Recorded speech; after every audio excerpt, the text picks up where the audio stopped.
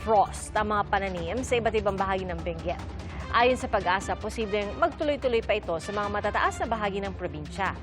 Hindi pa raw umaabot sa pinakamalamig na temperatura ngayong amihan season ang probinsya. At ngayong araw, 14 degrees Celsius ang temperatura sa Baguio. Pero sa ikatlong linggo o huling linggo ng Enero, posible raw itong bumaba sa 9 degrees Celsius. Aabot naman sa hanggang 7 degrees Celsius ang temperatura sa matataas na lugar sa Benguet. Kasabay ng malamig na panahon, ang paglaganap naman ng super flu. Sa tala ng Department of Health, may git-anim na po ang bilang ng kaso ito sa bansa, pero gumaling na raw sila. Ayon kay DOH spokesperson Albert Domingo, wala itong pinagkaiba sa sintomas ng trangkaso.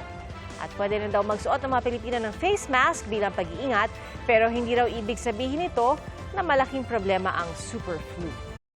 Mga kapuso, maging una sa saksi. Mag-subscribe sa GMA Integrated News sa YouTube para sa iba't ibang balita.